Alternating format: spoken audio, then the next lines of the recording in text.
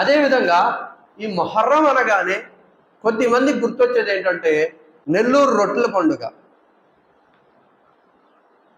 మొహర్రం నెలలో జరుగుద్దంటే నెల్లూరులో రొట్టెల పండుగ. ఇంకా మనం రొట్టె కొనుక్కోవడం, ఏది అట్టుకొని వెళ్ళి అక్కడ మొక్కుంటే అది అయిపోద్ది. ఇంకా ఏంటంట, రొట్టె కొనుక్కోవడం, అక్కడికి వెళ్ళి మొక్కుకుంటే ఏది అనుకుంటే అది అయిపోద్దంట. అసలు ముఖ్యంగా విషయం ఏంటంటే రొట్టెలు కొనుక్కొని మొక్కుకుంటే అక్కడ మొక్కుబడి అయిపోద్ది అంటే హాస్పిటల్ అన్నీ పడేయాలి. ఇంకా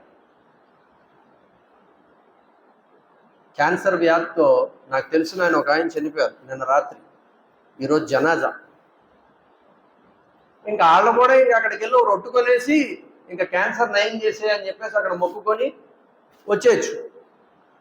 ఇలా క్యాన్సర్ వ్యాధులు ఎంతమందికి అయితే ఉన్నాయో అందరూ కూడా అక్కడికి వెళ్ళి రొట్టెలు కొనేయడం, మొక్కుకోవడం, వచ్చాడు. పిల్లలు పుట్టలేని వాళ్ళందరూ అక్కడికి వెళ్ళి రొట్టె కొనుక్కోవడం, వచ్చాడు అక్కడ మొక్కుకొని. జాబులు లేని వాళ్ళందరూ కూడా అక్కడ రొట్టె కొనుక్కోవడం, అక్కడ రొట్టెలు ఇచ్చాడు, మొక్కుకోవడం, వచ్చాడు. విషయం ఏంటంటే ఇక్కడ అర్థం కావాలంటే మీకు, ఉదాహరణకి ఎవరైనా ఒక రొట్టెను అక్కడ ఇచ్చి మొక్కుకున్నారండి. ఏమని, నాకు ఈ సంవత్సరం కనుక పిల్లలు పుడితే ప్రతి సంవత్సరం నెల్లూరు ఇక్కడ వస్తాను నేను అని చెప్పి మొక్కుకున్నారు. వాళ్ళకి నిజంగా పిల్లలు పుట్టారు. ఇక్కడ అల్లాహ్ తబారక్ తఆలా ఏమంటున్నాడంటే అన ఇంద జన్ని అబ్ది, అంటే నా భక్తుడు ఎలా నమ్మకం పెడతాడో నేను అతని పనులు అలాగే చేస్తా. రొట్టె కొనుక్కొని మొక్కితే పని అయిపోద్ది అంటే పని చేస్తాను నేను. ఇక్కడ నీ పని పూర్తయిపోద్ది, అక్కడ తపాలం ఆడిపోద్ది అనమాట.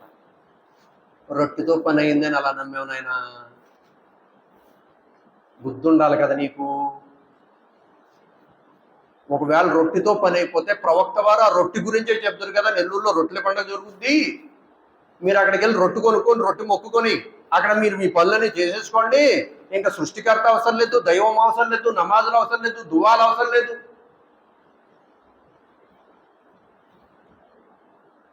ఇబ్రాహీం ప్రవక్త గారికి పిల్లలు ఎప్పుడు పుట్టారు?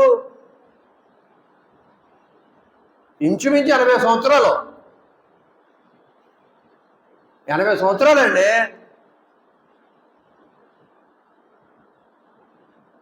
మరి అప్పుడే చెప్పేద్దరు కదా, ఇండియాలో నెల్లూరు అనేది ఒక నగరం ఉంటుంది, అక్కడికి వెళ్ళి మీరు రొట్టె కొనుక్కొని మీరు మొక్కేసుకుంటే సెట్ అయిపోతే ఇంకా నాలా అల్లాహ్ని అడగనవసరంలా. రబ్బి హబ్లి మినస్ సాలిహీన్, ఓ అల్లాహ్ పుణ్యాతులైన సంతానం ప్రసాదించని చెప్పి అడగనవసరంలా.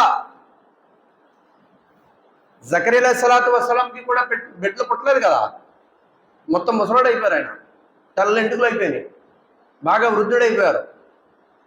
ఆయన దువా చేస్తున్నారు, రబ్బి లా తజరని ఫరదం వ అంత ఖైరుల్ వారిసీన్, ఓ నా పోషకుడా నాకు పుణ్యాత్ముడైన ఒక సంతానం ప్రసాదించు, నన్ను సంతానహీనుడిగా చెయ్యొద్దు అని చెప్పి జకరియా అలైహిస్సలాతు వస్సలాం అల్లాహ్తో దువా చేస్తుంటే అల్లాహ్ తబారక తఆలా ఆ దువా విని ఆ ముసలితనంలో ఆయనకి బిడ్డనిచ్చాడు. ఆయన పేరే యహ్యా అలైహిస్సలాతు వస్సలాం. బిడ్డలు లేకపోతే జకరియా అలైహిస్సలాతు వస్సలాం అల్లాహ్తో వేడుకున్నారు, బిడ్డలు లేకపోతే ఇబ్రాహీం అలైహిస్సలాతు వస్సలాం అల్లాహ్తో వేడుకున్నారు. ప్రవక్త వారికి కష్టాలు వచ్చినాయి. హజరత్ హుజైఫా రదియల్లాహు గారు చెప్తున్నారు, ప్రవక్త వారికి ఎలాంటి కష్టం వచ్చినా మొట్టమొదటిగా ప్రవక్త వారు వజూ చేసేవారు, 2 రకాతులు నఫిల్ చదివి అల్లాహ్తో దువా చేసేవారు. 2 రకాతులు నఫిల్ నమాజ్ చదివి అల్లాహ్తో దువా చేసేవారు. అల్లాహ్తో దువా చేయాలి, అల్లాహ్తో వేడుకోవాలి, అల్లాహ్తో అడగాలి. కష్టాలు రాకుండా సుఖాలే జీవితం కాదు. అల్లాహ్కే నబీ అన్నారు, ఎవరికైతే అల్లాహ్ తబారక తఆలా కష్టాలే ఇవ్వకుండా సుఖాల్లో పెట్టేశాడు అంటే వాళ్ళతో ఏదో అల్లాహ్ సంతోషపడిపోయాడని అర్థం కాదు. అల్లాహ్ తబారక తఆలా వాళ్ళని విడిచిపెట్టేశాడు, వదిలేశాడు. నీ ఇష్టానుసారం నువ్వు బ్రతకవయ్యా, నువ్వు ఎలా కావాలంటే అలా బ్రతుకు, అక్కడ పట్టుకుంటానండి. కష్టాలు వస్తున్నాయంటే అల్లాహ్ మనల్ని పట్టించుకుంటున్నాడు. ఏదో ఒక పరీక్ష వస్తుంది అంటే మనం అల్లాహ్ వైపు తిరుగుతామని చెప్పి, అల్లాహ్కి దగ్గర అవుతామని చెప్పి, అల్లాహ్తో వేడుకుంటామని చెప్పి, అల్లాహ్తో అడుగుతామని చెప్పి. కష్టాలు వస్తున్నాయంటే అర్థం ఇది కాదండి, అల్లాహ్ మొత్తం మమ్మల్ని వదిలేశాడండి. ఆయన కూడా అంతేలేండి, డబ్బున్నోళ్ళే చూస్తాడు. ఈ మాటలే మాట్లాడకూడదు. ఈ ఎక్స్ట్రా మాటలు మాట్లాడకూడదు, మనం గమ్ములు వదిలేస్తాం. ఆయన కూడా అంతేనండి, అల్లా కూడా అంతే, డబ్బుల్లో చూస్తాడు. ఏంటి చూశాడు, ఏం చూశాడు? డబ్బు అల్లా తబారకాలు ఇచ్చేస్తే ఇంకా వాళ్ళు చూస్తున్నట్ట. కారూన్ గడి కంటే ప్రపంచంలో ధనవంతుడు ఇప్పుడు దాకా లేడు, ప్రళయం వరకు రాడు.